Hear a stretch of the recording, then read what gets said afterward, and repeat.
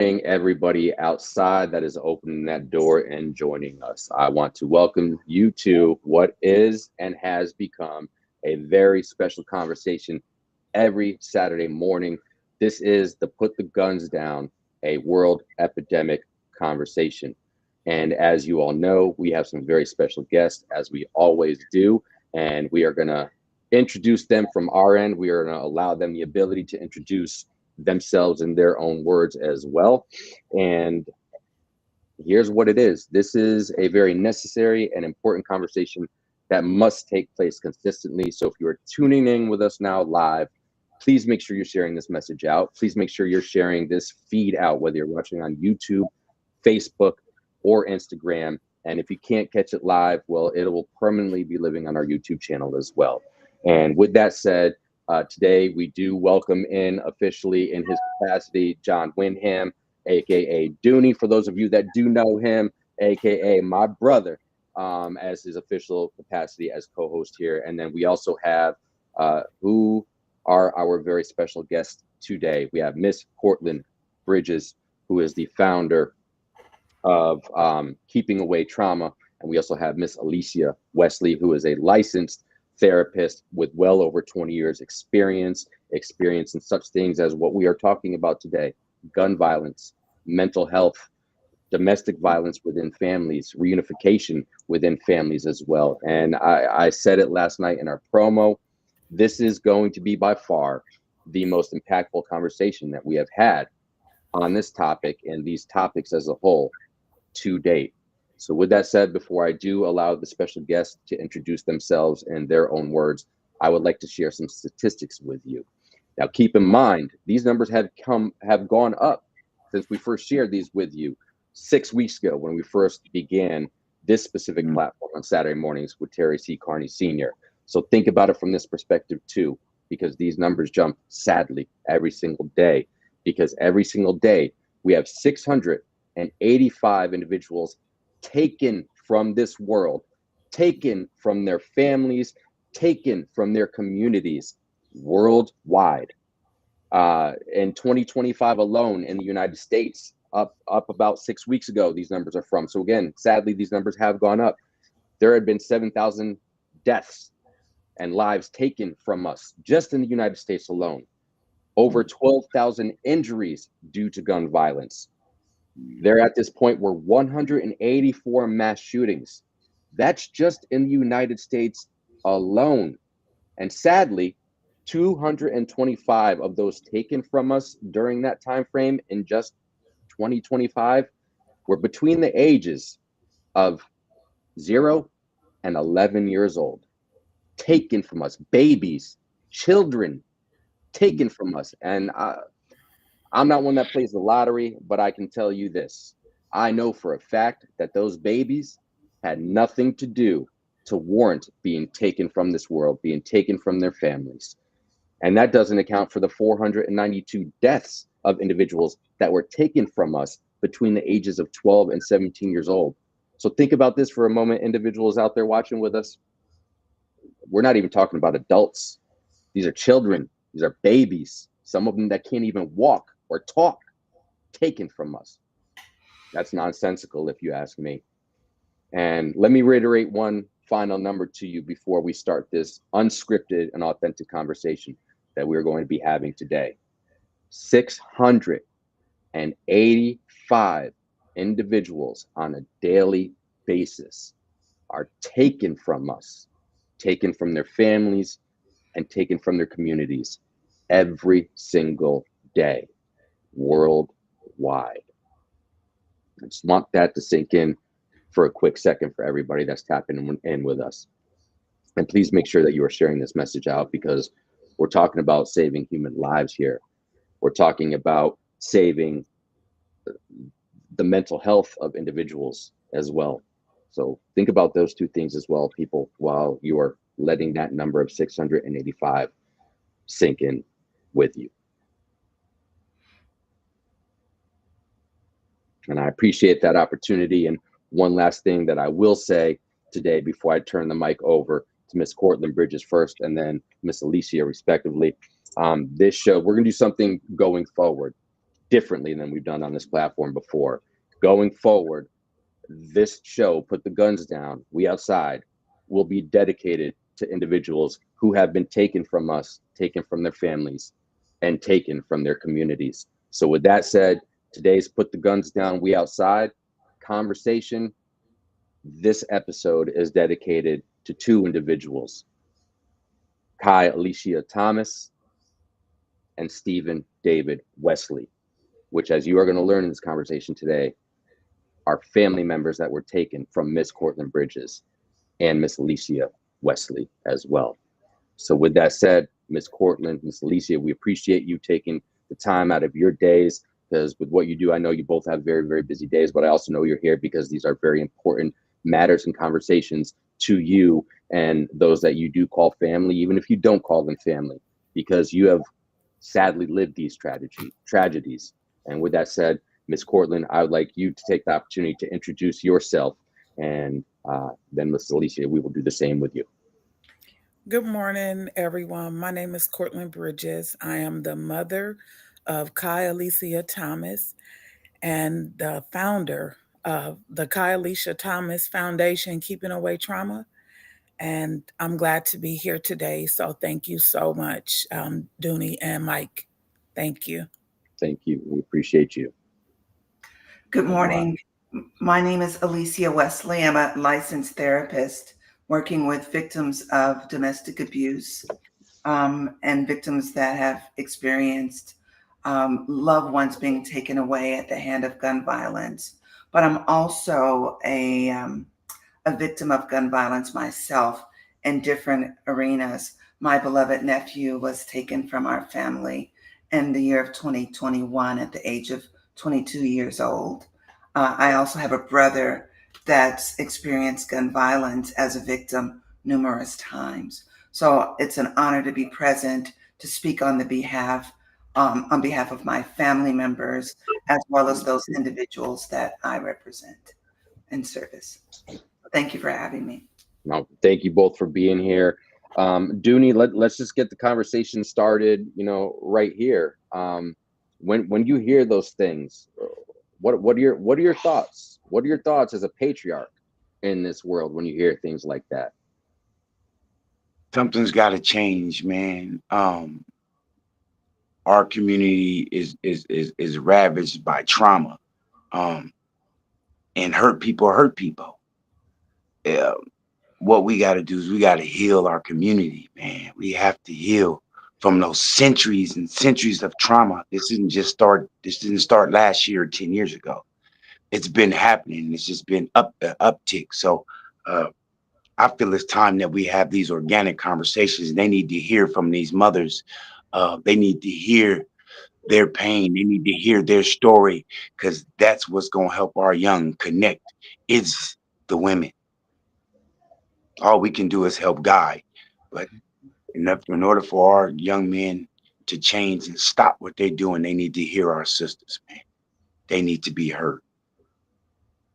Very much agreed there. And, unfortunately, Miss Cortlyn and Miss Alesia, very much as I've shared with you as well, I'm a victim on the collateral damage side of gun violence. At 7 years old, trying to go to basketball practice, and I couldn't go to basketball practice because someone was just unalived due to gun violence. And here I am, 44 years old, and I was telling Dooney last night, I've relived this story more in the last 8 weeks since we started this platform than I think I ever had in my life. But I think that's for good reason. But I recall that day very vividly, 37 years later. And that's something I feel that not a lot of people necessarily are aware of, the collateral damage that comes through gun violence and our family members, or even if they're not our family members, being taken away from us. So with that said, and Miss Alesia, I'll respectfully ask you to answer this question first, just to start the conversation. What does that look like to you? And not just through your experience as well, but you work with individuals that have experienced this for well over 20 years. What does that really mean when we talk about collateral damage and the trauma that people experience, even if they were not physically the victim of gun violence and being injured or taken away from us, but the mental part of that comes with that trauma as well. Absolutely.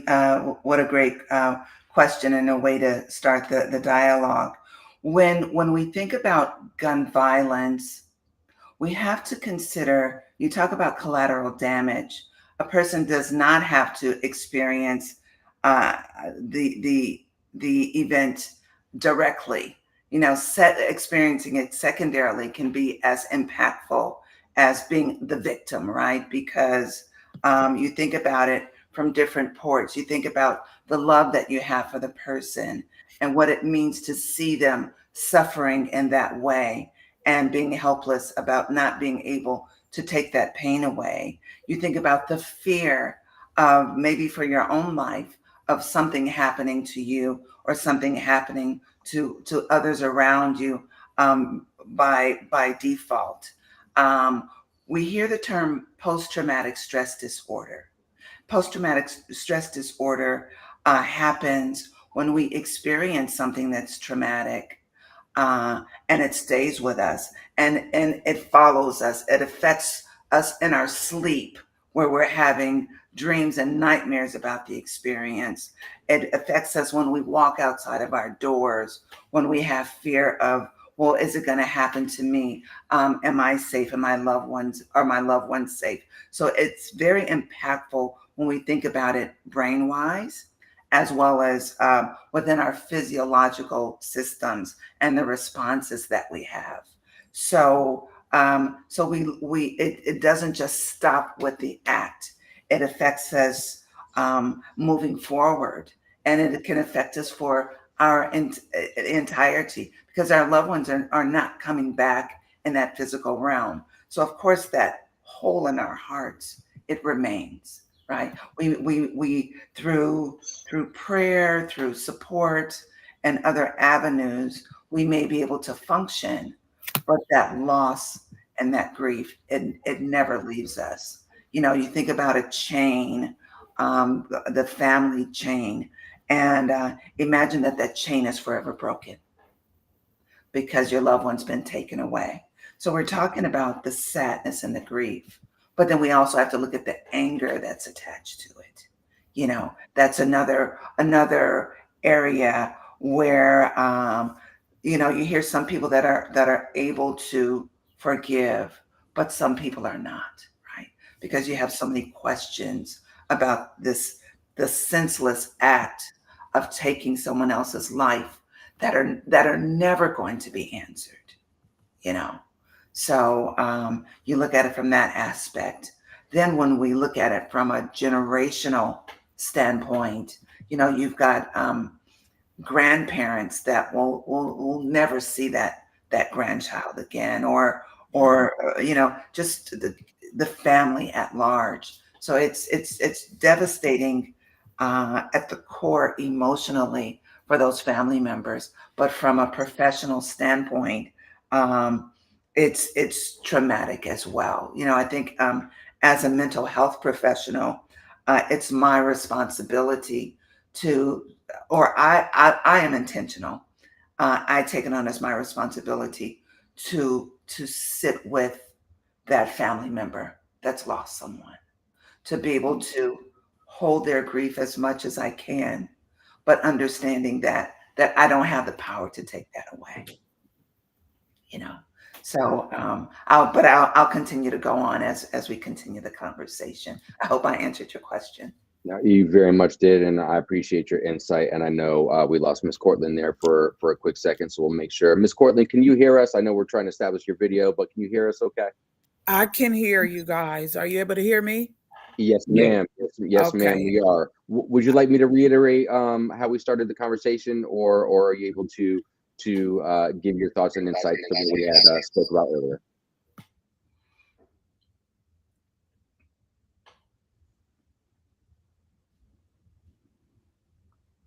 We may have lost her there for a quick little second. But while we are waiting to reestablish Miss Cortlyn onto the live stream here, Dooney, again, man, I just want to kind of get it from your perspective as well. When you hear things like that, because these are things you and I have known each other long enough. I know enough about you to ask what your insights are on this. Both as the advocate and the blessing that you are to your community there in Sacramento, and the change of their narrative that you are already making and you will continue to make. But your experiences as a whole in your life as well, when you hear those types of things that Miss Alesia just shared with us. Well, as a kid, as a youngster, I was one of them out there perpetrating violence. Uh, I was creating victims. I was a hurt kid hurting people, right? So I understand that hurt people, right? And I understand how, like, dealing with it now going forward, as an adult, the trauma that these kids go through, and them not knowing how to heal, or being so angry that they don't even never see themselves healing, which continues the cycle of violence, right? It creates more victims. And I think that we really need to sit down and have those conversations, with these young men and young ladies, and teach them how to heal, because like they think, it's gonna go away. And I told them, that, like, you killed my homie, so I want to kill too. I want to kill another homie, right? Kill one of their homies. And I'm saying, I'm 55, and like the Queen said, that pain never goes away, because your loved one is never coming back, right? So it's, what do we do with that pain, right? What do we do with that? And a lot of our people um uh don't know what to do with it. We don't go to psychologists and therapists to deal with those things. We just sit in that trauma. So I think we really need to start having that conversation about healing and what that looks like, and forgiving, and understanding that forgiving is not for the other person; it's to free yourself from bondage, right? So that's my point. Thank you for sharing that. And we are trying to reestablish Miss Cortlyn here on the conversation. Can you hear us there, Miss Cortlyn? I can hear you. I'm not sure what's going on with my video, but I can hear you. I'm sorry. So No, sorry. no, no, no, no apologies needed. Again, I mean, oh, there you go. There we This is go. more, we got you back audio, and again, it was meant to be. So again, we're still kind of talking on the same subject that we did in the beginning before you had gotten booted off. Would you like me to reestablish the conversation, or have you been able to at least follow long enough to give any insights from what you heard, or your insights as well to this Um, matter? from what I heard, I know Miss Alicia and yourself and Dooney were talking about how it the collateral damage and what it does to Yes, the community and the families. yes, So ma'am. I will start by saying, as a mother, my daughter's life was taken. She was 28 years old. Um, she was collateral damage. She was not the intended target. However, I don't feel that anybody should have the right to play God. So when I say she wasn't the intended target, no one should be the target of violence, period. Not just gun violence, but violence. But gun violence is something that plagues the world. I'm not even going to say our communities. It plagues the world because it just doesn't happen here in California or Sacramento, New York, Chicago. It happens all over the world, but in the United States, and especially, some of the cities that are suffering due to economics and systemic injustices, that those are where it happens a lot. But also, I feel that when the trauma has not been dealt with, I always say with my foundation and whenever I talk to people, it happens because there's issues that are undealt with when they're young. We have to get these children when they're young because we don't know what they're dealing with in the homes. But then it goes back to, as well, it takes a village. So even the mothers and the fathers, the whole family, if there's trauma there, and people don't know that there are people that they can talk to or they can trust. I work in the social services field. So it's something called trauma informed care. I believe that in our everyday life, we should implement that. You have to establish the trust.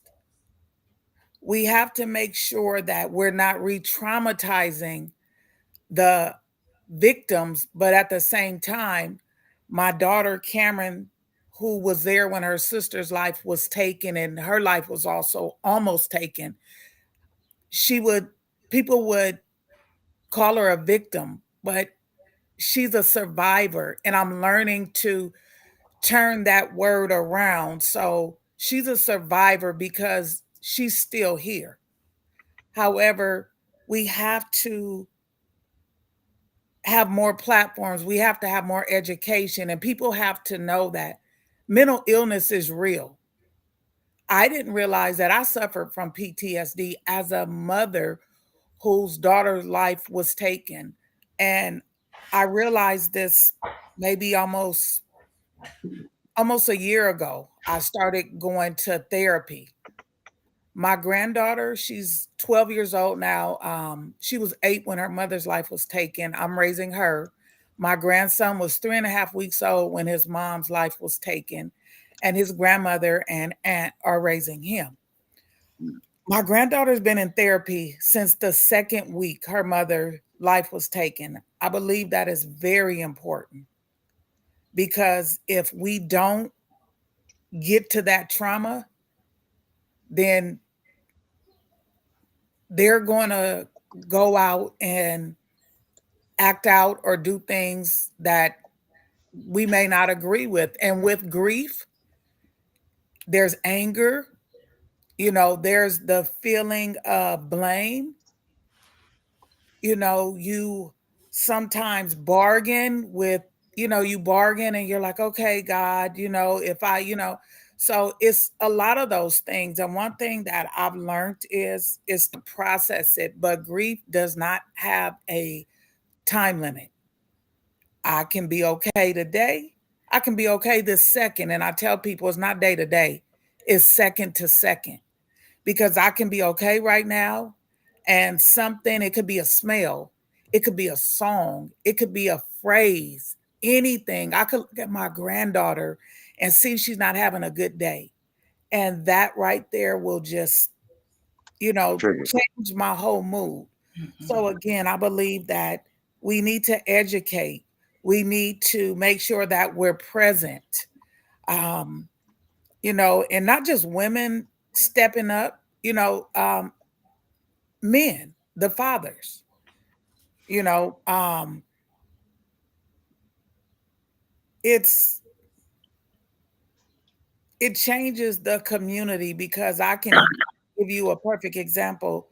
The young man who was accused of taking my daughter's life, um, his father had been in prison for 25 years. During the trial, I met his father, and his father had came to a couple of the during the trial. And so that to me, I believe that played a part because when we heard during the end of the trial, when we heard his rap sheet and so forth, this young man has been getting in trouble since he was 13 years old. His siblings as well. So it does to me, it is important, women, when we don't have our fathers there, we choose the wrong men, they can be promiscuous. It's a lot of things, and mentally, and so I just say that it takes a village to come together as a collective because it doesn't just when my daughter's life was taken, it didn't just affect me. It affected the community where it happened at. And her life was taken December 1st, 2020. So, yes. I appreciate you sharing that story. And, from there, I would be curious to get everybody's insights. on something that I took out of everything that each one of you just shared with everybody out here, and that was uh, conditioning, if you will, whether directly or indirectly. And I'll share an example.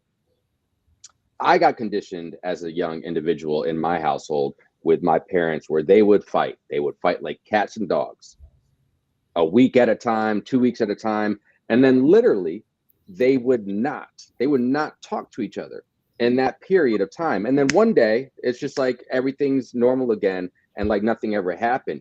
But there was no communication that ever took place. So I got conditioned to think, as a young individual, that's how relationships work. If you say you love someone, you can do whatever you want, say whatever you want, and it doesn't matter, because as long as you love them, it's okay.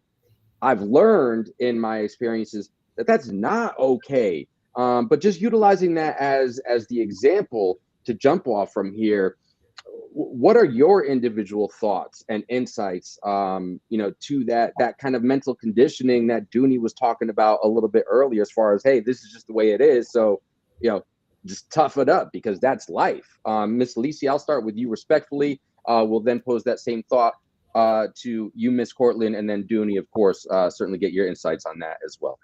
Thank you, Mikey P. And thank you, Ms. Cortlyn, for your expression. Ms. Cortlyn said that it's trauma-informed care that makes a difference for us to understand what's going on, and for those of us in the community to help with the healing process. So with the lens of trauma-informed care, I'll start by saying that a question that is posed is, instead of what's wrong with you, what happened to you?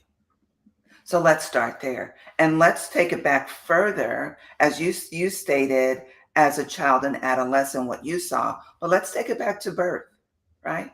So when a baby is born, the body is fully developed, but the brain is not. The brain is a blank slate. The brain is a sponge. So whatever's in that environment, as it relates to the arguing and the violence and the neglect, or whatever is going on, is what that baby is going to embody.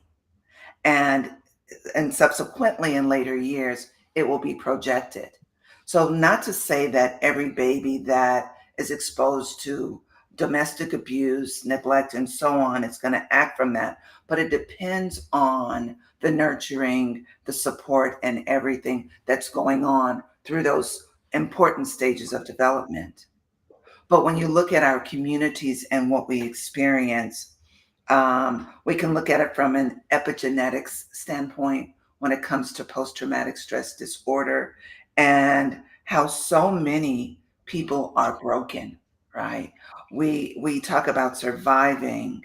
So many people are just trying to survive in the world without adequate self-esteem, not feeling worthy of walking in this world, and understanding that they have some value. A lot of people, a lot of parents feel devalued because of maybe their history of domestic abuse, what's happened intergenerationally. So here I am as a parent that I feel devalued, and I have the responsibility of raising these children. So if in my mind, I feel that I'm not worth anything, then I'm going to pass that same message on to my child. And my child is going to go into the world feeling that, well, I have no value. Whatever I do doesn't make a difference. And things can just be thrown away without considering the family that you're affecting, or the devastation that you're causing yourself, the devastation that you're causing your community. So we talk about helping the children, which is really important. But part of the work that I do, and I'm very intentional about it, is making sure that whatever that parent learned about themselves in terms of not being worthy and passing it on, that they're able to come from under all of that and see their value. So they can take that into their household, into their community, and mirror that to their child and say, hey, you've got a life ahead of you. You've got a future. You don't have to go this route. shooting and hurting others because you're hurt. I understand that. But let me help you to heal. So instead of hurting, you can go into the world and you can love. I appreciate that. Miss Cortlyn, what are your thoughts? My thoughts are as well. We have to hurt people, but heal people, heal people. I'm no good to anybody if I'm not okay. So before we can try to even help our children, if we're dealing with things that are dormant, that have not been dealt with, that's going to pour out into our children. So if, again, how you stated you were raised and, what Miss Alesia talked about, we have to change that narrative. We have to break generational curses.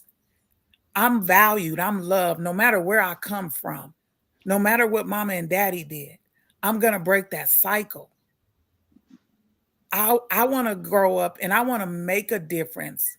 Yes, I came from nothing, but I turned out to be something. And this is what kids need to know. This is what they need to be able to believe in.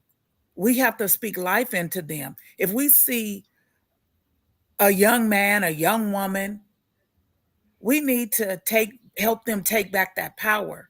But we live in such a world where if you see a child or a young man or a young woman doing something that they shouldn't do. I know how when my parents were raised and when I was coming up, you could say something.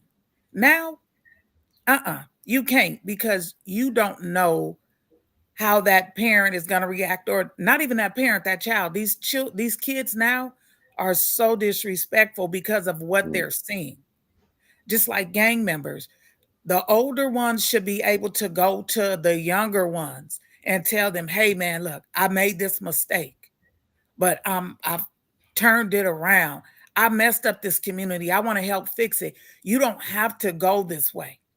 So we need to be able to speak life, but we can't speak life unless we're embodying it. We have to be able to say, you know what? I'm making a difference for my community. And for me, what I do, because I'm a mother whose daughter life was taken. I've dedicated my life to making a difference and helping families, helping the community know that, yes, my daughter's life was taken, but I'm an overcomer. Am I okay? Some days I am. But we have to be able to show that, you know what? I want to make a difference. I want to be there for that next mother that doesn't know what to do, doesn't know that it's okay to not be okay. And that's what I've dedicated my life to. The community has suffered enough. We got to take back that power. It takes a village, and we have to start again in the homes. It starts in the homes, but if people don't know how to parent and they grew up seeing certain things, then they don't know. They don't know what love is. They don't know that, you know what? I don't need to put my hands on my child. I don't need to cuss my child out because that's what mama and daddy did. We gotta change the narrative. Healed people heal people, and it doesn't start overnight. We have to forgive. We have to forgive ourselves. But one thing I will say before I turn it over to Dooney is my journey is not the next mother's journey. She may not be in this place, and it's okay. I've said from day one that I forgive. I stood in court and said it with a not guilty verdict for my daughter's murders. No one was convicted of murder. Do you know how challenging that was to see the face of my daughter who had to get on the stand and testify? Do you know how hard it was for my detectives who I love and who worked so hard, and my DA Do you know, to see their faces and my family members, and for me to be able to sit there and say I forgive, I did it. I went through 3 impact statements from day one, even when we did the visual on January 9th, 2020, and to go where she was killed at, and to walk in the store to tell the owner, whose employee was part of the reason, tell your people I forgive them.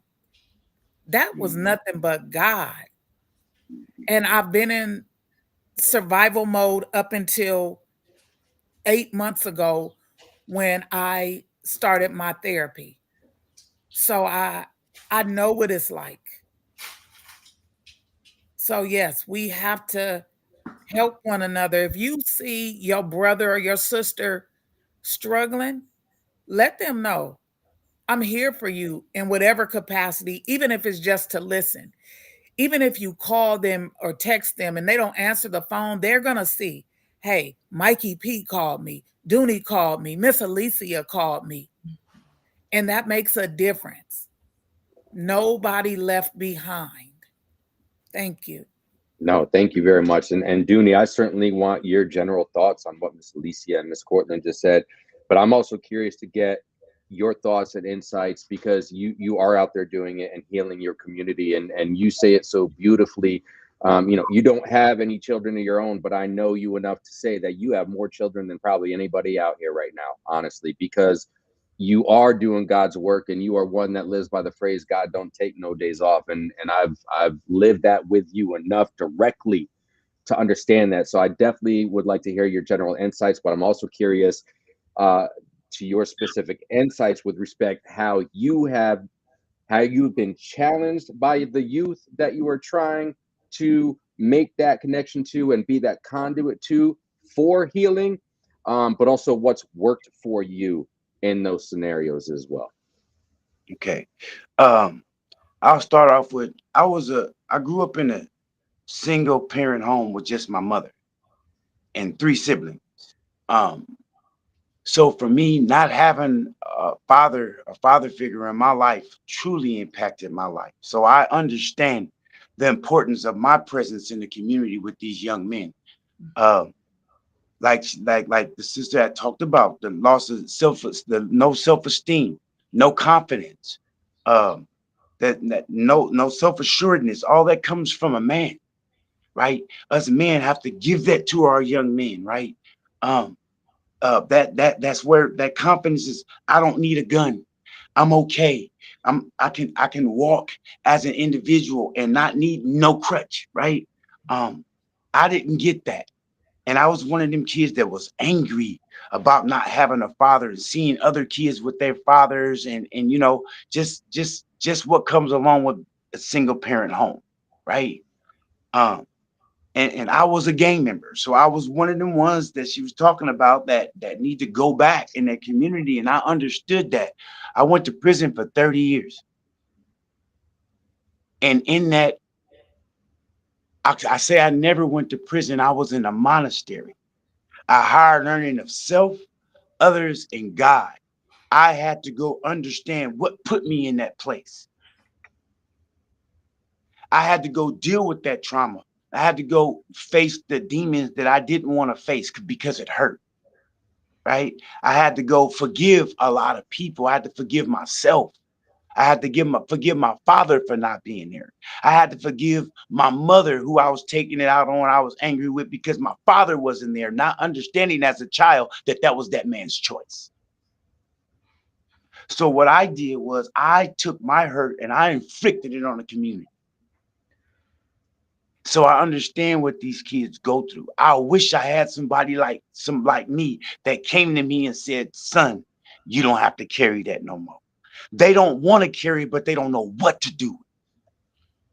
Our presence in the community as a man is very important, because the plan was to put the guns and the drugs in our community and take the men away from the family and create these welfare systems to where that the man can't be in the family. if he's on record, if he has a criminal record. So now we separate the man from the mother and the child. We have all these things to separate us, right? Even the generational trauma where we just didn't see healthy relationships and what that looked like, which leaves the mothers to raise these boys by themselves. That's why I do what I do. That's what get me up in the morning, because I understand that although you may not get it in your home, you got to get it from somewhere in your community. And I have to be a vessel, right, for those children in our community to have someone that look like them, give them something positive and teach them about coping, right? They don't have coping mechanisms. The coping mechanisms that America created is anger and violence. That's it. They don't teach our kids how to heal, how to forgive, and how to move past that, right? And it's generational trauma. So it's very imperative that we get back in our community and give back. I have no choice. I have no choice because every child was me. Every little boy, every little girl was me. And if I can add something to that child, as far as giving him a role model example, advice on how to heal and how to move forward and to have that confidence and self-esteem and self to where you don't allow nothing to move you off your path. It takes a collective. It takes the community. And that's why I do what I do. And like I said, God don't take days off. We got to continue that work. We have to, that God in us, we have to continue to shine that light on our community, on that darkness. I appreciate that. And something that was said there, and we're going to circle back around respectively. Miss Alesia, certainly would like to get your professional insights, and then of course, Cortlyn, your additional thoughts, and then of course, Dooney, we're going to bring it right back to you as well to this part of it, because the underlying issue that we're talking about here is mental health. If y'all are not getting that, yes, we're talking about gun violence, but mental health or the lack of the resources to address that mental health is a big underlying issue of that, right? You can look at somebody who's physically fit versus somebody who might be missing a limb or decrepit or suffering some kind of physically debilitating disease, and you could say or tell that individual might not be physically fully healthy, right? I think that's fair to say, because you can see that. But what you can't see is inside of somebody's mind and what's going on there. So I would like to start this part of the conversation, of course, and respectfully with you, Miss Alesia, and your professional insights and thoughts. What are maybe some ways, because we can't go all Hannibal Lecter on somebody and cut the cranium open and see what's going on in the brain. Even if we could and did do that, we still know what's going on, right?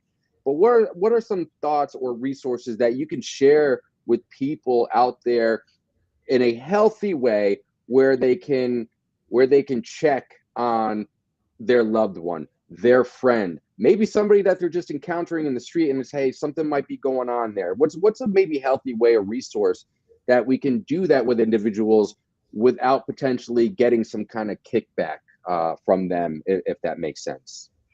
It makes a lot of sense. And thank you for posing this question. It's really important to understand that there's such a negative stigma about mental illness in our communities. Over the years of my career, I've heard people talk about, oh, this person is 5150, or this person is belongs in a loony bin.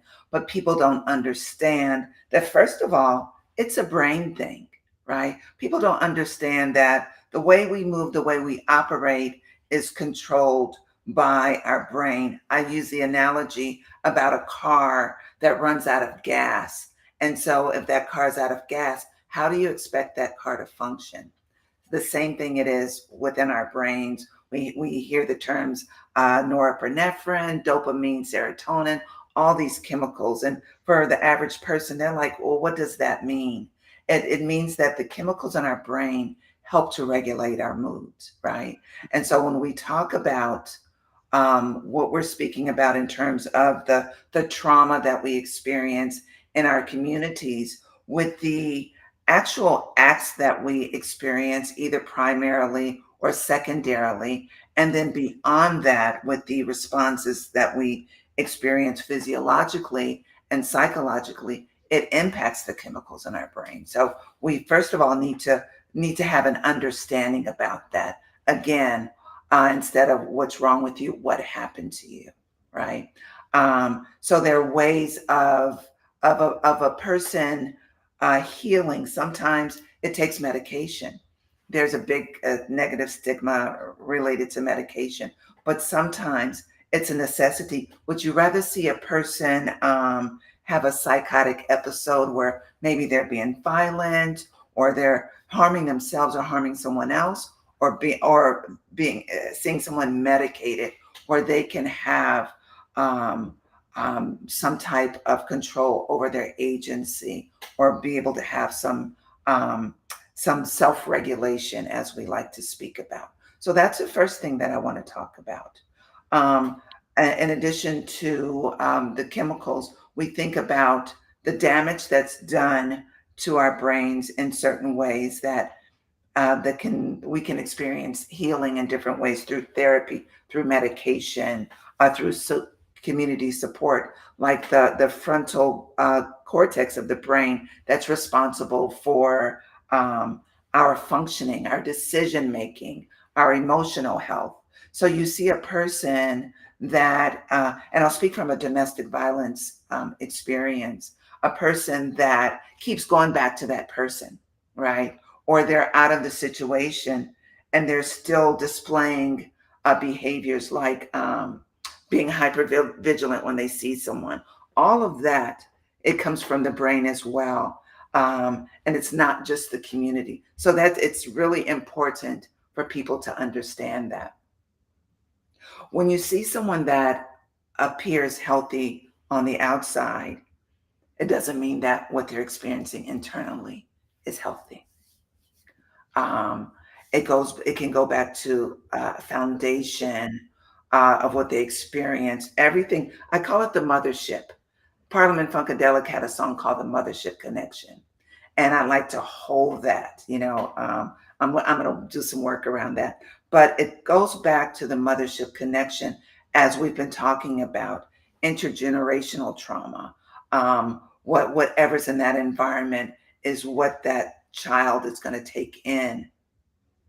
When we talk about the child, we talk about the actual child, but we talk about the adult. We talk about all four of us that are sitting here that still have an inner child that is impacted by everything that we've experienced. So having an understanding of that, there are ways of healing through inner child work, where you can have conversations. Well, what was it like for you as a child when you saw your parents fighting? A child may say, well, I thought it was my fault, right? Mhm. I thought that I had to be the parent of the house, the man of the house, the woman of the house. So I had to be big and bad, and I had to learn how to go out there and be violent and take care of my family. So we've got a lot of misconceptions going on. So when you talk about mental health and mental illness, again, it impacts all domains of our lives. When we talk about anxiety and depression, again, it takes us back to the mothership and how that child is made to feel. You may not say something directly like you're worthless, but if I have two children and I treat one children better than the other, how is that child supposed to perceive that? How are they going to be walking through the world feeling worthless? Again, going back to that same concept of hurt people hurt people. Mhm. Um, as adults, as we carry the pain for our families, we carry the pain for ourselves in our immediate community, but globally, we look at what's going on, and it's really, really heavy. So when we think about unloading, when we think about purging from some of the pain, community groups, you know, looking at it from an opportunity of expressing it verbally, through love and connection, but also through our bodies, you know, because the body holds on to the trauma in different ways, you know, and our nervous system and our respiratory systems, we all hold on to trauma, and it exacerbates whatever symptoms that we're experiencing. So as opposed to numbing through drugs, through alcohol, through shopping, whatever a person tries to do to release whatever they're holding on to, that pain. And the most severe of that is suicide or attempts at suicide through gun violence, which is how my nephew was, how he unlived himself and took himself away from the earth. As a community, we've got to be more equipped. We've got to open our ears and open our hearts and minds instead of considering that, that person is just crazy. They've got issues. Open ourselves up. Look at what we've gone through and consider how we can help someone else that's struggling. A smile, like you said, someone looking at their phone and say, "Oh, Miss Cortlyn called me, Dooney called me, Mikey P called me. Oh, someone sees me, someone hears me." Lastly, when we talk about helping a person to get well, going to that vulnerable place with them, just listening. We don't always have the answers, but being present, allowing a person to just let it all out, that can make a difference as well. Yeah. No, thank you for that. Yeah. Thank you for that. Miss Cortlyn, anything that you would like to add or any insights that you would like to add and speak on to what Miss Alesia just shared there? As far as again the mental health component, it is, you know, our ancestors, you know, um, getting the support because we didn't have it. They didn't have it. And so a perfect example, my parents. My mother believes in therapy, but my father as a black man, nah, uh-uh. You know, my ex-husband, the same thing. They're suffering in silence, and it comes out in different ways. People don't even understand when you're dealing with trauma, it affects your health. That's one thing that people don't understand. It affects your health. When you walk in unforgiveness, that affects your health and your mental. Your health isn't just, oh, okay, you know, I broke my leg. You may have broken your leg, and then that's a fear, you know, so you're being very careful. And I always use that as it doesn't take something so tragic as gun violence to affect our mental. Mhm. And that's what people need to understand. But when those things haven't been dealt with, that's when you have our loved ones' lives being taken. Guns don't kill people. People using the guns kill people. Yes. We're not saying guns are bad. When guns are not properly put up, when people aren't educated, um, if they allow me to purchase a gun without knowing who I am, and I think in order for people to be able to purchase guns, I think they need to add an extra component. They need to see what their physiologically is going on. What's going on mentally? You gonna give me a gun, and I'm a mother whose daughter's life was taken. I could at any moment, something can make me snap and then I either take my own life or innocent people. So we have to, our mental, I mean, I can't say it enough. I wish that my father and my ex-husband would get the help. My nephew, because my daughter, her life was taken on his 25th birthday. Mm. My granddaughter does get the help. However, I'm going to be totally honest with you. She carries the weight because she tells her therapist, I have to be strong for my nana.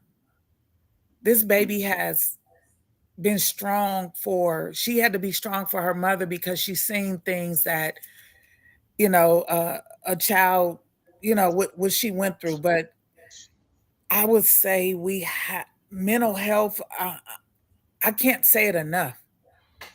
And not only that, with it not being readily available, if you don't have the insurance, sometimes if people have insurance, there's long waits.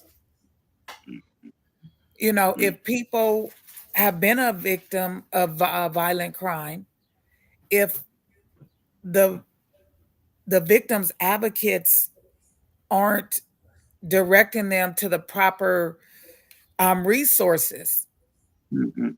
that's an issue. And what I will say is we need more therapists connected to Cal VCB because it streamlines the process. I'm gonna give you a perfect example.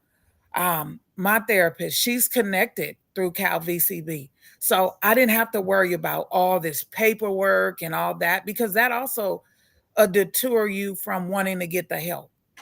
Mhm. So if Mhm. if we have more people educated and willing to go that extra step to be able to help heal the community, then I think it would make it a lot better if we had more workshops and wellness and people sometimes giving back. That makes a difference. The churches having, events, you know, um, my church, they they have events every year where a therapist comes in and they do a grief and loss um, portion. My cousin, Pastor Chris Bourne at Second Baptist in Monrovia. So he does this, and people are able to process that. So it's not just the the therapist job, it's the community connecting all of those.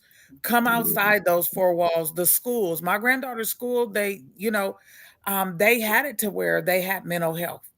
She was seeing three therapists. I had her one at school. She had a grief one, and then she had another one through Cal VCB. So I'm not playing. I'm not playing. My daughter, again, who was there when her sister was killed, she lives with survivor's remorse. She suffers from PTSD and a whole lot of other things. But what I will tell you is because she got the help, she graduated during my daughter's murder trial because she got the help. Mhm. She graduated from college. She worked 6 jobs and did internship with the DA's office to be able to see what it's like. And through all that, she still was able to do this. And she's standing today because of getting the help that she needed. Is she okay? No, she's not. From day to day, we're challenged. Me, myself, I have my days, but um I don't cry a lot. My granddaughter doesn't like talking about her mother. Even though she's getting the therapy, there are still things that she needs to unpack and process. With the therapy and with the mental health, we're able to unpack things that we didn't even know about. When children are in the fetus, if a mother is dealing with domestic violence, loss of a job, mental illness that she didn't even realize she had. Those things are passed down. We think, oh, because they're pregnant, the child. No, no, no.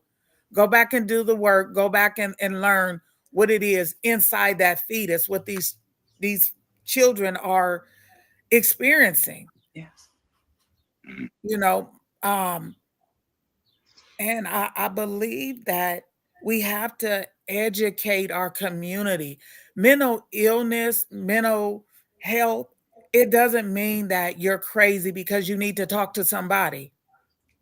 Let me tell you something. A person that whose life is changed due to something, there is going to be something with their mental. I don't care what you say. Anytime there's a change, it like in with the chemical imbalance, when people have mental illness, suffer from mental health, when people start doing drugs and drinking, and then they have that mental health component, then you have those chemicals in the brain, and not only that, the chemicals from those substances intertwine. That's not good. So we have to be mindful and educate and know that just because you need to talk to somebody, it doesn't mean you're crazy. I say you're smart, you're strong, you're healed, you're a survivor, and you're taking those necessary steps to heal yourself. You're no longer blaming yourself because you allowed someone to devalue you because of things that you've seen and you've never talked about. Unpack those so that you can begin to heal, so that you can be a witness, so that your test can turn into a testimony, so your mess can turn into a message. Yes, Amen. I'm a mother whose daughter's life was taken, but I tell you what, I am no longer bound by, oh, I should have did this. It's my fault. I should have been a better mother. I could have done this different. Maybe she would have chose differently in her relationships and things like that. I had to stop blaming myself, and I had to realize there was things that I had to unpack as a child. So when we stop blaming ourselves and take accountability and say, you know what? I do need the help. If you're speaking to someone and you hear their conversation changes and they're not the person they used to be or that you know them to be, that's a cry for help. So we got to know those signs.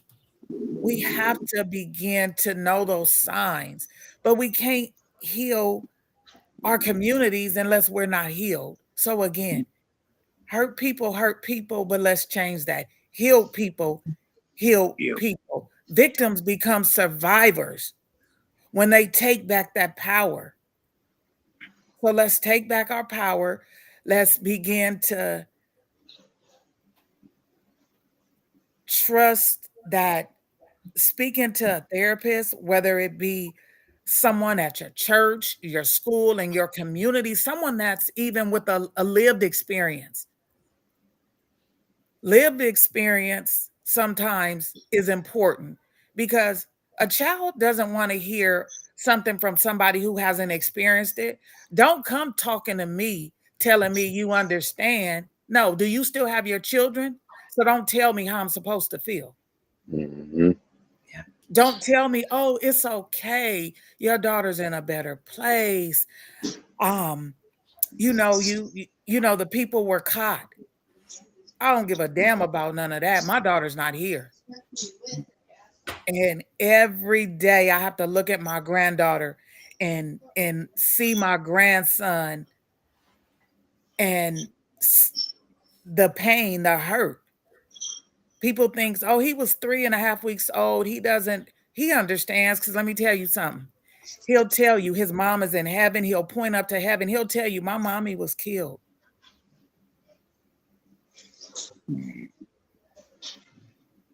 So don't tell me that kids who didn't get that full experience of their parents not being here don't understand. They understand. They know. But it's because of the love and the support that he's getting, that my granddaughter's getting, that they're not going to go out here and seek retaliation. They're not going to grow up to be victimizers. They're going to grow up to be a strong young man and a strong young woman that is going to change the community because they got the help and they had a village. That's my take on it. No, amen. Thank you for sharing that. Dooney, I want to give you about a minute because something came up there that Miss Cortlyn was speaking about, and we talked about it in past conversations, but I think it's really relevant to bring up in every single conversation that we have. But, for anybody just tapping in, we appreciate you tapping in with us. We are talking about addressing gun violence. We are specifically right now talking about how we can address somebody's mental state of being when we can't see it, right? Because the question that I first posed to everybody was, we can tell if somebody's, potentially physically fit or not, but we can't really get in and see somebody's brain like we could see somebody's physical, right? So Dooney, in about a minute or so, what are your thoughts on maybe some ways that you have done this with individuals in your life and you've helped and been that conduit to, or just in general, some ways that you feel that we can try to check on our family members, our friends, or just people in the community to see if they're truly, as best as we can tell, just from conversing as human beings. We're human beings. We're all human beings, people, right? Let's get that straight. What are your insights on being able to converse with somebody about their mental state of being? Um, it's a delicate situation, right? Mm-hmm. I always start off by listening.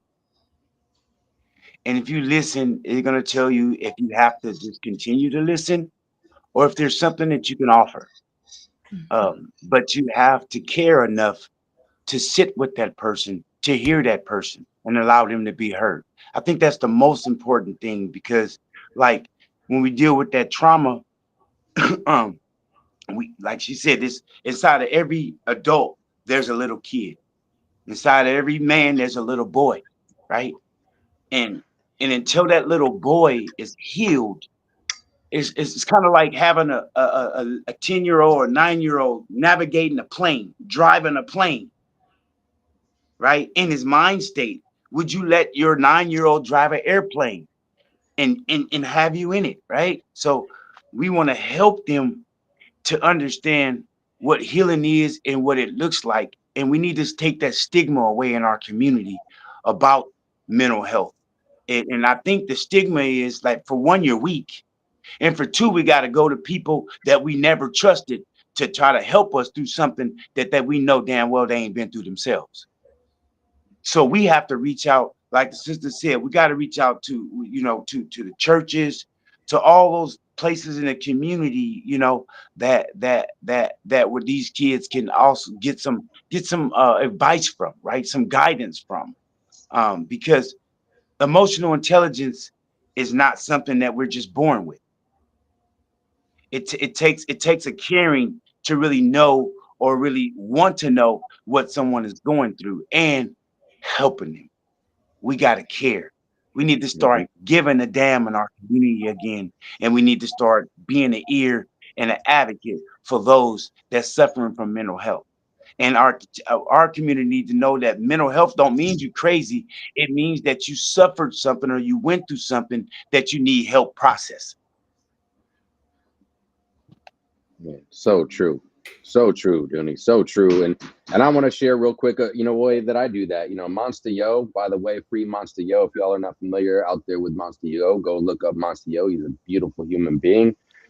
He connected me with somebody about 2 months ago, gentleman who lives out in California, because I am an alcoholic. Okay. I am an alcoholic. I have not touched alcohol in almost 4 years now, which is a choice. I realized something that all three of these individuals just talked about: accountability, awareness, and then having the power within myself, because I wanted to make that change, because I had two choices in front of me.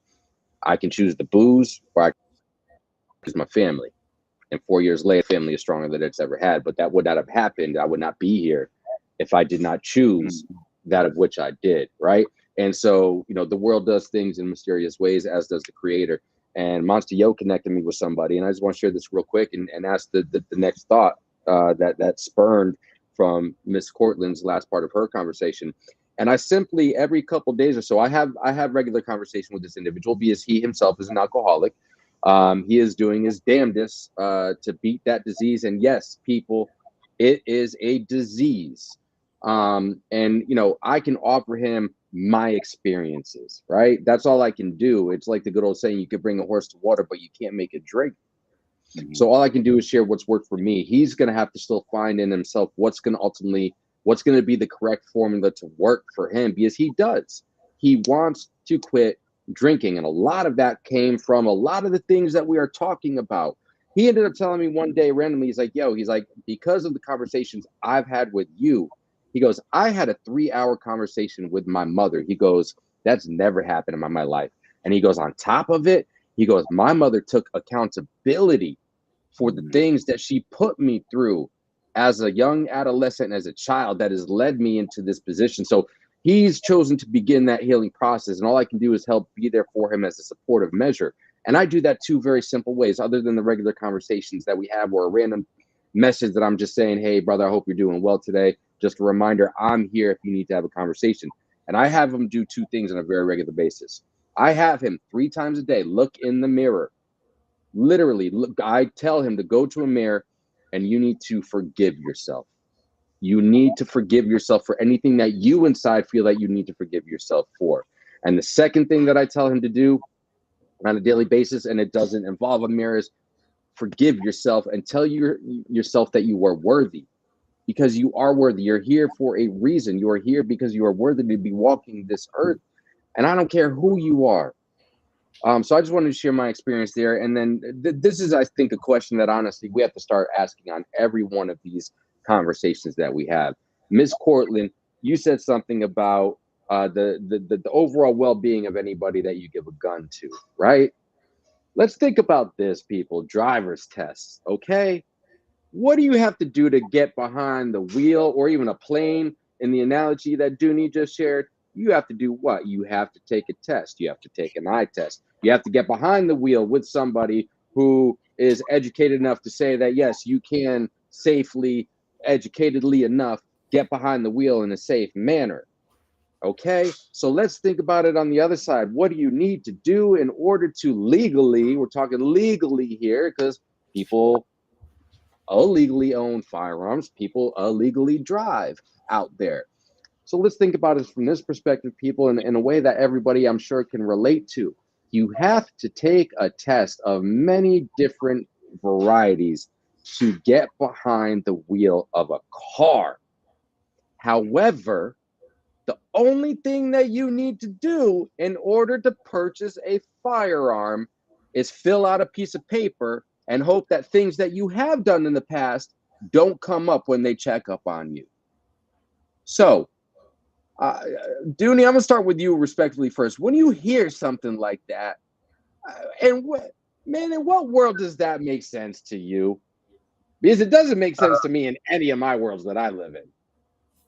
Nah, it is crazy that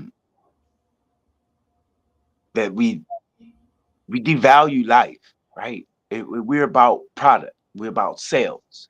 That's what's important in the United States, right? It's about making money, and we don't care about the collateral damage. Those people are suffering from the hands of gun violence. That's one way, but personally, in my community, I don't know anyone that went and purchased a gun from the store. Our problem in our community is that they put guns in our community. Our children don't even leave the community. So how are they getting guns? They're not leaving the square block of their neighborhood. So how are they getting guns? We own no ships, no boats, and no planes. So what we have to do, we have to empower our children to understand that that's not necessary, because they're going to continue to throw guns in our community, and they're going to continue to allow guns to be sold to those that shouldn't have them, because it's about the bottom line, and that's the dollar.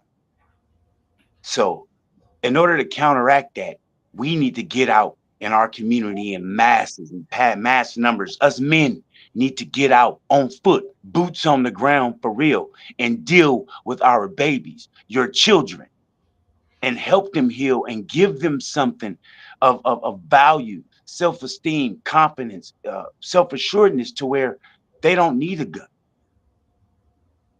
That's what we have to do, because they're going to continue to put guns in our community. And we can try to change the law.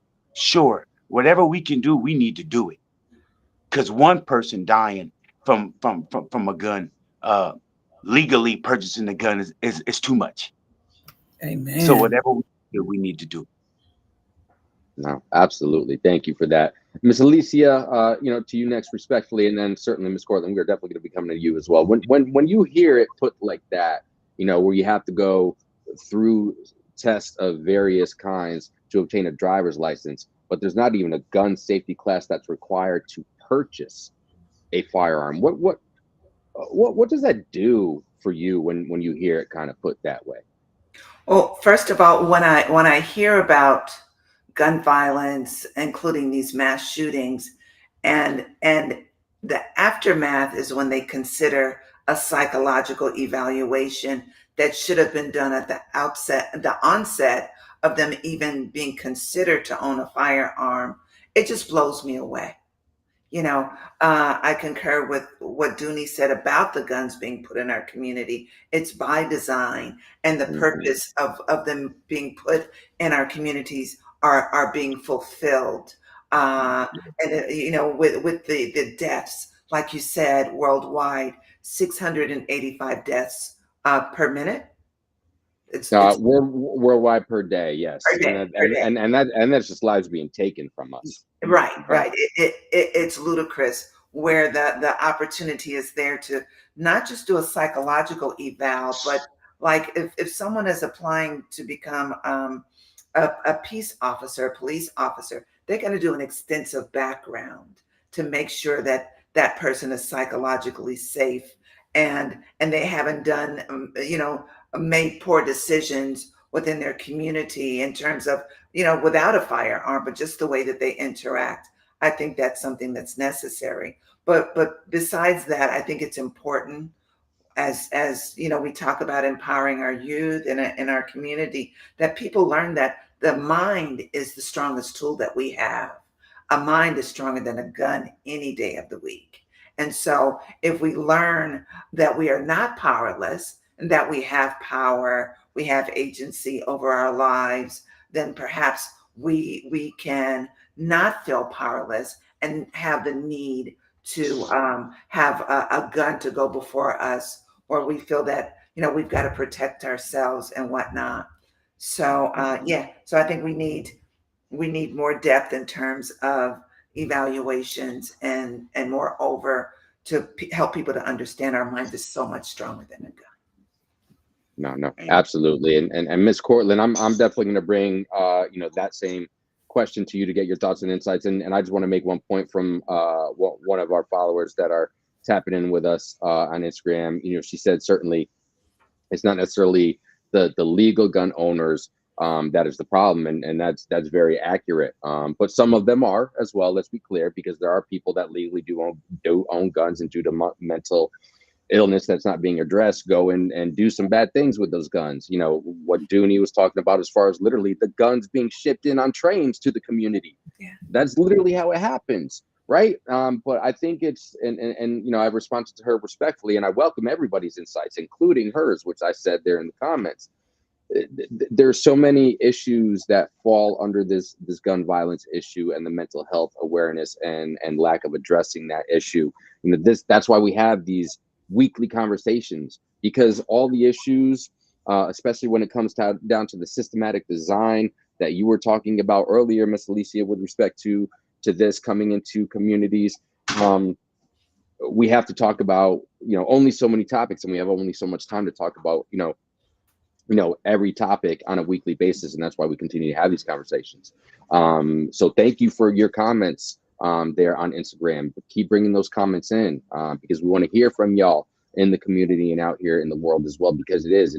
You've heard everybody say it here on the show already in this conversation today. It takes a village, but we need that village to grow to a town, to a city, to a state, to a region, to a country, and thus the whole world, because that's how change happens. That's how it happens. It's got to start somewhere. The seed has been planted, and now we are here week in, week out on Saturdays from what we can control and watering that seed. So it does grow into that big, beautiful tree that does provide the shelter for that next generation. Because what we're talking about here is how we, as the elders in the world, can be that conduit and set the table for the young kings and queens in the world so they can grow up and the future generations can continue to grow up under that beautiful shade that we are trying to grow with that tree there. So I just wanted to take a moment to share that. But respectfully, again, Ms. Cortlyn, your thoughts when we're talking about the issue that literally to legally own a gun, all you got to do is fill out a piece of paper. In some cases, there might be gun safety classes required. I know when I went for mine,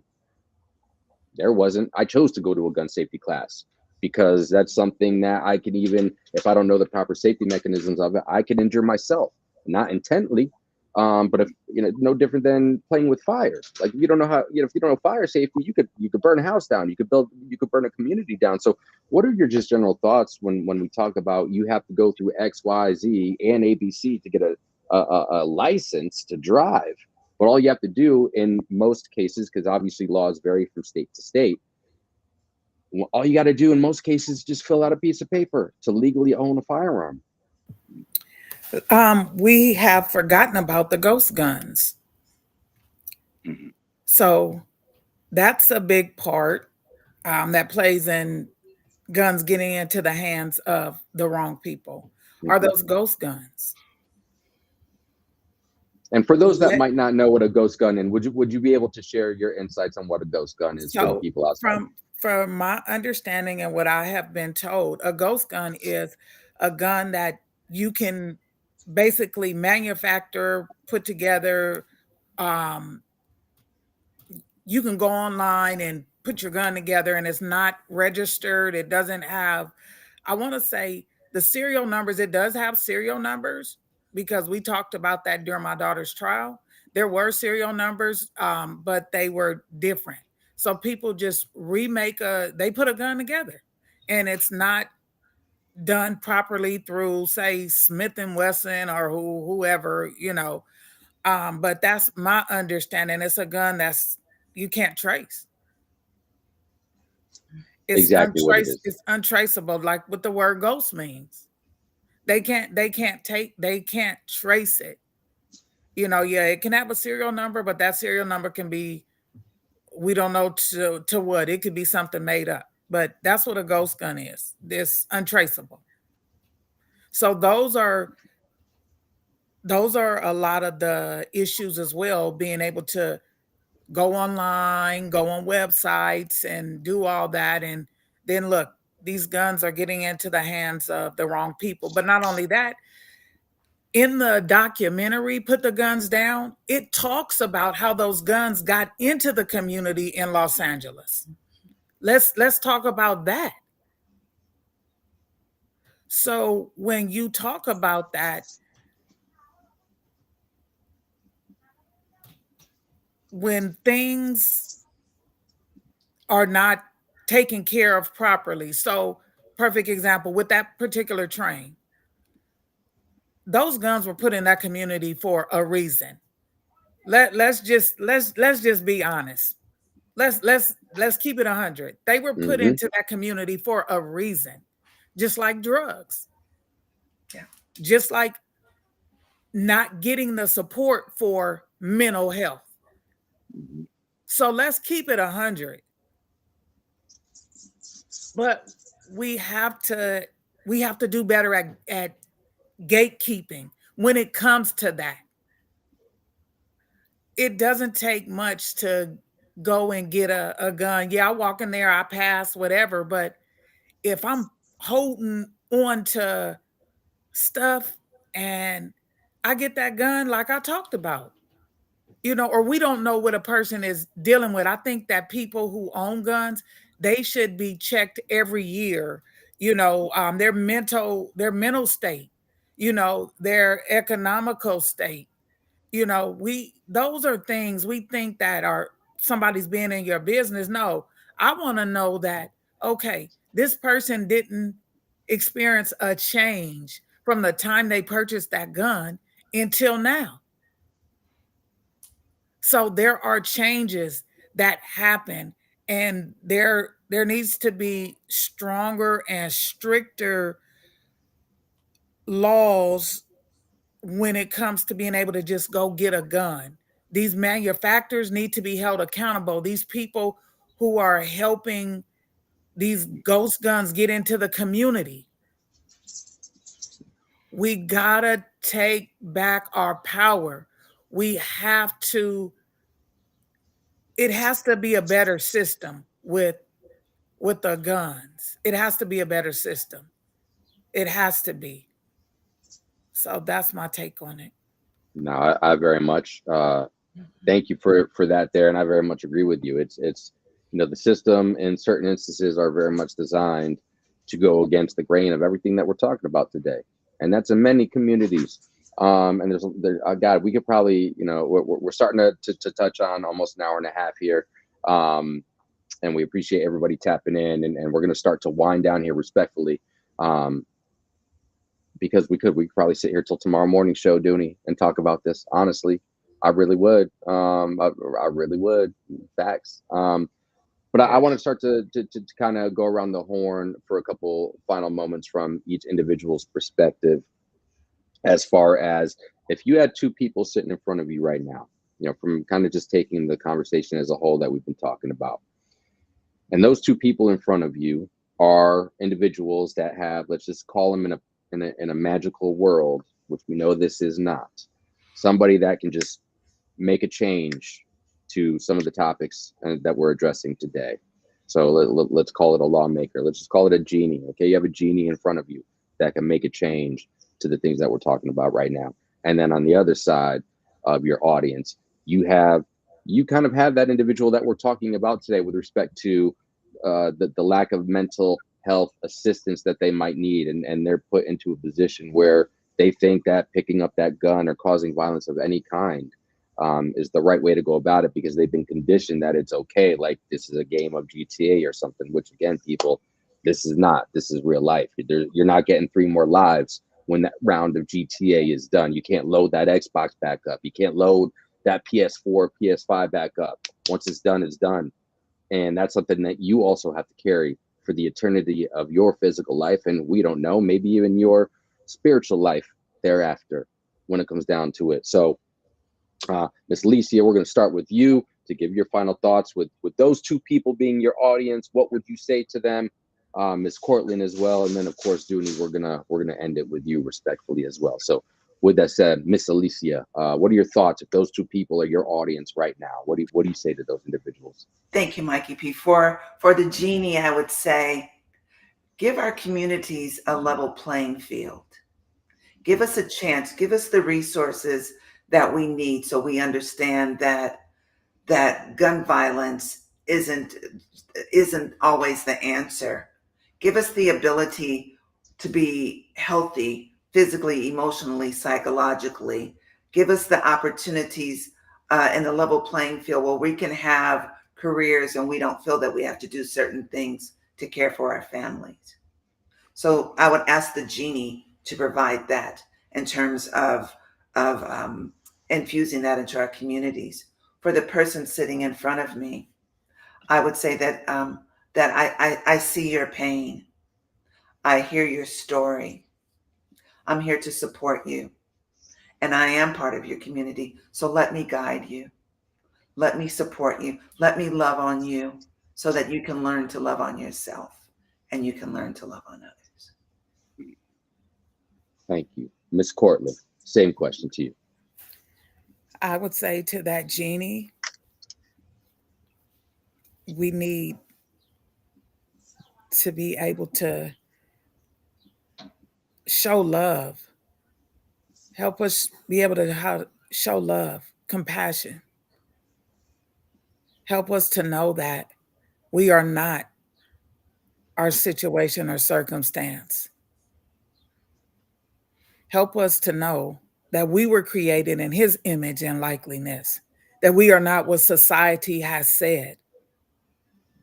We are bigger than this. That's what I would say to the genie and to the person in front of me. You are not alone. You are not alone. And forgive yourself. Thank you. Thank you. Dooney, same thing. How can I follow them? They doing too much. They both doing too much. How can I follow that? Like they take everything from me. And I love it. I would say from a man perspective, um, to the person sitting in front of me first, you're loved, you're cared for, you're special. You can do it. Trust, have faith, reach out. And genie is God. I say my genie is God. So I say, God, can we remove every liquor store in our community and replace them with mental health centers? Can you imagine what our community looks like if you remove every liquor store and put a mental health center at every liquor store where you can just drop in? That's what I want to see for our community.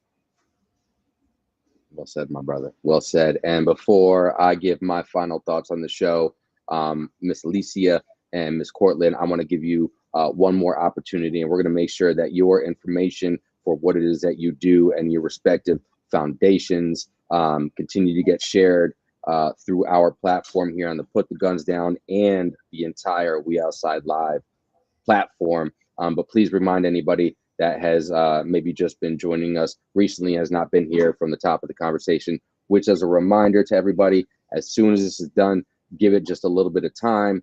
But this conversation is automatically going to be loaded up to our YouTube channel. The link is in our bio on our Facebook page and on our Instagram page. So again, respectfully, Miss Alesia, let the people know where they can find you if they want to know a little bit about more what it is that you can do, or just have an additional resource, even if it's through a social media platform where they might be able to get some direction for any issues that they might be experiencing within their lives.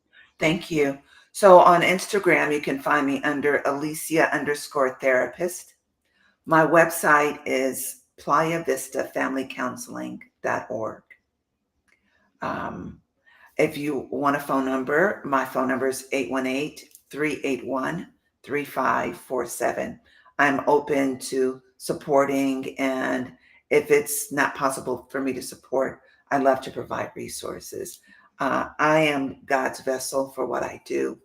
I take the work that I do very serious, and so honored to have been here today. Thank you. We are honored, we are privileged, and we thank you very, very much for your time. Miss Cortlyn, please give a reminder to everybody out here where they can find you and where they can find your foundation and the journey that you are on, from the sad tragedy of your daughter being taken from you, your family, and the entire community. Again, I would like to thank everyone for allowing me to come and share this space. I have a foundation, and you can find me at KyAlesiaThomasFoundation.org, and you can learn more about our foundation. I also have a book, and it's called Joy Always Gets the Last Laugh, and that's on my website. You can find me in the amazing award-winning film documentary Put the Guns Down by Terry C. Carney. Go watch it, go watch it, go watch it. It's on Amazon, Peacock, Apple, and Android TV. Google TV. Google TV, sorry. No, So you're okay. please go find us there. Go check me out there and learn more about my story, learn more about the whole movement. And you can also reach me at 626-898-5074. I'm on Instagram at Keeping Away Trauma. So again, thank you. God bless. You are not alone. and put the guns down. Amen. Amen. Well, Dooney, your first official Wow. co-hosting show. How you feeling today, my brother? Man, God don't take days off. I'm No, he honored. doesn't. There's no better platform. There's no better segment that we can have than what we had today, because this is what I'm about. This is what wakes me up every morning. This is what motivates me. This is what drives me. This is what I'm passionate about, is saving our people, our community, and helping them heal. Um, and you know, to you sisters, I want to, as a victim of now survivors of violent crime, and me being an actual perpetrator in my past, I want to apologize for your loss. Um, and to me, it's about making amends. Um, and that's what I'm doing. I'm doing my part to help heal the destruction that I helped cause as a young man. Um, and I honor you for doing what you're doing. And any support that I could offer, please reach out. Please reach out. And thank y'all for coming, for taking this time to share y'all story. Because like I knew, um, there wasn't going to be more impactful show than today, because you sisters are what we represent. As next to God, to me, is the mother, right? The giver of life. Um, and when we hear, us men hear from you, it resonates with us. It resonates with us in a different way than speaking to another man. So I thank y'all for coming on today, and for being strong and being brave, and serving your purpose. Thank you. Thank you, Dune. I appreciate that. And one last, final thought from myself, just as a reminder for everybody. And you can see it right on the bottom banner there. This conversation, this is something new that we're going to be doing every Saturday. And this doesn't necessarily mean just to the special guests that we will be having on this every single Saturday weekly conversation. If there is somebody that you would like to be honored on this show, send it to us in a DM, get my email, send it to us. We are here to keep those names alive of those who have been taken from us, from our families, and our communities. And today, that honor and that this conversation is dedicated to that of Kai, Alesia Thomas, and Stephen David Wesley. Put the guns down, people. It is a world epidemic, as is the lack of mental health awareness that we have out there. The village is growing. This is your opportunity, if you tapped in with us today, to join that village, because there is strength in numbers. And I promise you, if we grow this village to what we need it to be to overcome the obstacles that are set forth in our lives, and we have talked about as far as the insights and ways that we can find solutions to those, I promise you, the bigger we get, the stronger that we are. So, Miss Alesia, I thank you for your time and your insights and your professional knowledge and experiences. Miss Cortlyn, I appreciate what you are doing. I appreciate you coming out here and sharing yours and your families and your community's experience from the tragedy that y'all have gone through with your daughter, Kai Alesia Thomas, being taken from you. And my Prayer. brother Dooney, I appreciate you taking up this mantle with me and the others. We are changing the narrative. We are growing this family, and it's only going to continue to grow, people. So if you're not down with those, we always have two things to say you. It's the wrong page for y'all, but we are going to continue to pray for you, because we will bestow the blessings upon you that you don't even think that you need, because we are all vessels here as the creator. And that's what we are going to do. We are going to walk that path day in and day out. So we appreciate everybody tapping in with us today. Again, if you're just tuning in, this conversation is going to be on the YouTube channel. We Outside Live Podcast is the channel that you can find that. Tap in with us every Saturday morning. Tomorrow is our typical We Outside Live conversation. We got the brother Cedric 1700 from out in California joining us. But again, week in, week out, every day. It's put the guns down, a world epidemic. Let's heal together. I thank you all in this conversation for your time today. I'm going to go ahead